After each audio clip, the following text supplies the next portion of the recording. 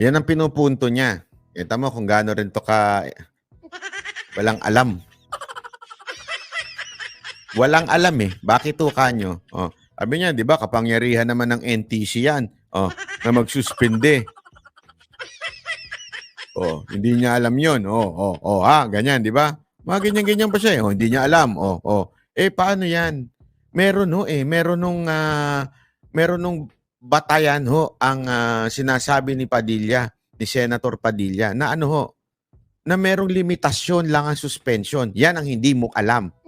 Daldal ka ng daldal, nagmumukha ka tuloy tanga dahil sa mga katangahan yan. Diba? Yan ang mahirap sa'yo, Mike Abe, basta makahirit ka lang kasi bitterness to the max ka kay Kibuloy eh. Kaya tuloy ganyan eh. Ito lang po, Senator Padilla, baka hindi mo alam. Fake news daw po ang SMNI. Nagpapakalat. Basihan niya, fake news daw po. Sino nagsabing fake news? Si Romualdez. Napatunayan ho ba ng korte na fake news siya? Hindi mo rin alam. Yun ang problema sa'yo, di ba? Ayan, Republic 11659. Pinost pa ni Diego Latigo. Para sa kaalaman mo, Mike Abe, para hindi ka magmukhang tanga. Ha? Republic Act 11659. Kailangan may limitasyon ang suspension, 30 days lang. Naku, Mike Abe, pinaiiral mo na naman yung mo ha. Yung mahina mong kokote, wag ganyan. Daw ng fake news at higit sa lahat, naninira daw sa gobyerno na puro walang basihan o fake news. Diyan nag-umpisa yan sa Congress. Nung banata nila si Speaker Martin Romualdez at yung iba pa. Doon nag-umpisa yun eh. Kaya sila sinuspindi. Indefinite. At na-discover pa na merong isang radio station kahit suspendido na sila, nag-program pa. Naghimpapawid pa. Kaya sinuspindi. Indefinite. So, patong-patong ay violation. Pero tama lang ito. Abangan din natin. Kasi pag dumating ang commissioner at mga abogado ng National Telecommunication, baka ito si Robin Padilla malecturan ng NTC kung ano ang kailang kapangyarihan at ano ang mga batas na may iral. Kaya sa isang banda, abangan na rin natin kung ano magagawa nitong resolution na ito ni Robin Padilla. Yun na yun. So, alam naman natin si Robin Padilla ay mayroong malaking utang na loob kay Kibuloy. Inaamin naman niya. Ayaw nga niyang maaresto si Kibuloy. Ayaw niyang maimbitahan sa Senado si Kibuloy. So ngayon, ang kanyang iimbestigahan at iimbitahan ay ang gobyerno through National Telecommunication Office of the President. Ayan. At dahil dyan, ang aking pong analysis at opinion, ay talagang ayaw nilang galawin. Yung tapos na sa third and final reading sa Kongreso bago nag-recess. Ng Holy Week, bago nag-recess ng Holy Week, na tapos na yung punto niya, pinapahaba na lang niya. Para umabot ng 8 minutes. pagkansila sa prangkisa ng SMNI. Di ba? 9710 yung proposed bill at inaproba ng Congress. 284 congressman yata ang bumoto ron na pumabor na kansilahin dahil nga sa fake news ng SMNI. Nasa Senado na yan. Dapat galawin ng Senado yan. Dapat pag-usapan sa Senado. Pero ngayon ang lumalabas, iba ang galaw ni Padilla. Ang gusto niya, ulit-ulit, paulit-ulit. Ano to? Paulit-ulit? ay imbestigahan kung bakit sinuspindi. Hindi niya tinatapik o pinag-uusapan kung ano ang kailang gagawin doon sa proposed bill ng Congress na tapos na for revocation. O, kita nyo? Kaya kaabang-abang, lutang na lutang dito, talagang kampihan, parang ganon. Okay? Yan ang galaw ng isa sa mga senador na identify kay Kibuloy at sa 351 na. Rosa, yung mag-ina na Villar o kaya ito si Amy. O yan. More or less. Baka yan yung mga senador na tututol. Sinasabi ko baka, hindi ko pinangunahan. Baka yan yung tututol para sa revocation ng mga prangkisa ng SMNI. Kasi ngayon pa lang, hindi nga nila pinag-uusapan yan eh. Alam ba nyo, isang araw ay nag-press conference pa si Joel Villanueva, majority leader, na topic ko na rin yata yun, ng Senado, ni hindi kasama sa priority. Hindi kasama sa agenda ng Senado sa kailang pagbabalik. Radyo at TV lang ang sakop nun. Tanga.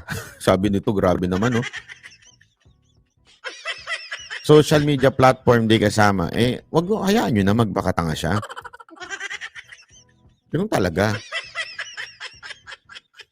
Yan tuloy, natanong to si Mike Abe. Asa na yung secret deal? Nasaan na? Oh. Akala ko ba may secret deal si Duterte? Ay, pambihira ka. Ikaw ang fake news. Mike Abe, akala ko ba may secret deal? Sinabi ng China, wala. Sabi mo, sabi ng China, meron. Oh. Mike Abe, fake news ka pala eh. Pambihira ka. Oo. Sabi mo, meron eh. Secret deal. Tapos ngayon, sabi ng China. Hindi, di ba tandaan nyo? Sinabi nito, sabi daw ng China may secret deal. Eh, biglang sumagot ang China, sabi wala naman secret deal. Oh. Sino kayo ng fake news? Oh. Eh, kayo na. Coming April 29, Hmm. kalang trabaho, natalakayin yung proposed bill ng Congress tungkol sa pag-revoke ng yan, natapos na sa kanila at dapat nasa Senado. So, Naku. hindi priority. So, ayan, kita nyo. Lutang at nakikita natin ang mga senador na pumapabor sa may-ari ng network. So, yan ho yung kaabang-abang. At dahil dyan, muli ko hong ipinapaalala sa iyo, mag-i-eleksyon naman tayo sa 2025 at 20... Sabi, hirap na hirap siyang pahabain, no? Ano na ba ngayon? 4 minutes and 5 minutes pala. Saktong 5 minutes na. Oh. 3 minuto pa. Mahirapan ka niyan. Paano mo ipahabain yan? Oh. 2028, tandaan natin ang mga pangalan ng mga taong ito. Na yun ang bahala kung ano nyo gagawin. Oo, Kung tatandaan susuportahan talaga niya, namin. baka maging senador. Ay, talagang tatandaan namin ang pangalan ni Senator Padilla. Iaangat namin yan Vice President o di kaya Presidente. May bayag eh.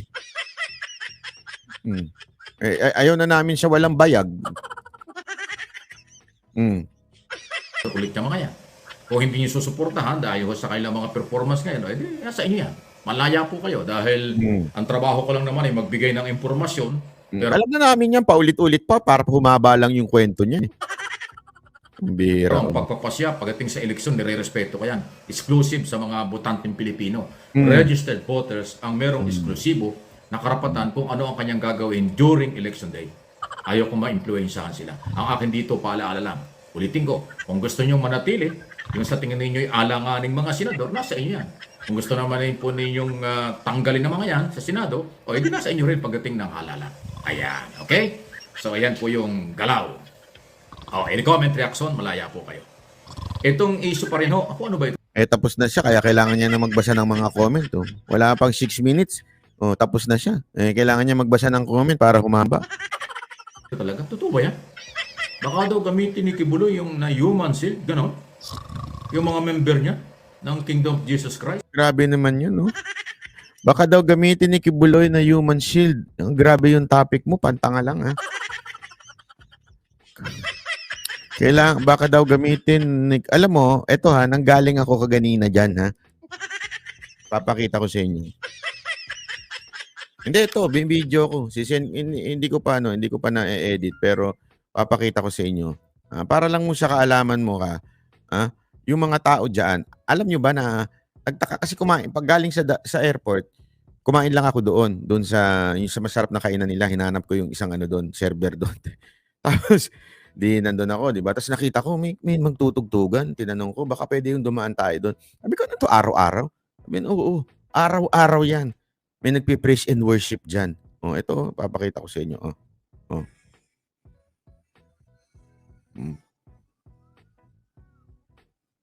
Kanina lang yan, oh. Yan daw yung gagawin niyang human shield.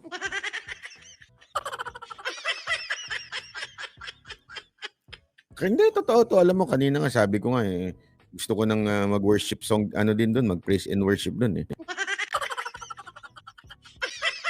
Yan daw ang gagawing human shield. Eh, wala naman siya dyan. Paano magiging human shield? Wala naman si Kibuloy sa kingdom. Si Banatbay nandun kanina. Pero wala si Kibuloy. Bihira ka naman, oo. Kasi ngayon daw, kasama siya ng mga member at saka yung di man, totoo ba yung private army? Bakit lumalabas sa mga social media na meron daw private army siya? So, tingnan mo, ikaw din, isa ka pang fake news eh.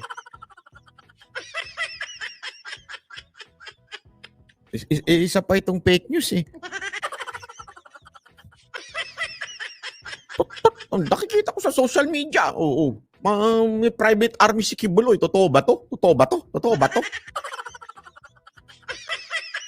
Totoo ba to? Para lang talaga masabing hindi siya nagpapakalat ng tanong, nagpapakalat ng fake news, tinatanong niya. Totoo ba to? Totoo ba to? Totoo ba to? May kumakalat din. Paano ba yun? May kumakalat din eh, Mike Abe, na bayaran ka eh. Totoo ba yun? Totoo ba yun? Totoo ba yun? Totoo ba yun? Totoo ba yun? Kaya ako nagtatanong lang ha. Nagtatanong lang ako ha. Kasi kung ikaw, sinasabi mo, nagtatanong ka lang na totoo ba may private army? Tanong ko sa'yo, totoo ba na bayaran ka din daw? Kasi may nababasa ako, may napapanood ako eh. Sabi, totoo ba yun? Hindi, ako nagtatanong lang naman ako kung totoo yun. Ako hindi totoo, okay lang. Ako nagtatanong lang din ako. Para lang humaba, talagang sasalsalin niya yung balita. Wow. Wow. Wow! Totoo ba yun? Wow. Wow. Totoo ba yun? Bayaran ka din? Sabi? Wow, ah. Wow. Wow. Ginagaya lang kita, ha? Wow. Na hindi lang mga member daw yung private army. Yo. Meron daw membro ng pulis Naku. sa Davao. Totoo ba yun? Totoo ba yun? Bigat. Kita parang gago lang. Ang inang pagbablog to. Parang gago lang. Totoo ba yun? Totoo ba yun? Totoo ba yun? Wow, ah. May mga pulis din daw, ha? Wow. Nakikita nyo na? Is this the kind of journalist na sinasabi ng professional na 30 years daw? Totoo ba yun? Wow. Meron daw mga kapulisan din daw? Wow, ah. Wow. Pag ako talaga makakita ng pulis mamaya dyan sa, kingdom na yun, tatanungin ko talaga, kakausapin ko, totoo ba? Private army ka daw? Wow, wow, wow. Hayop. Yan, ha?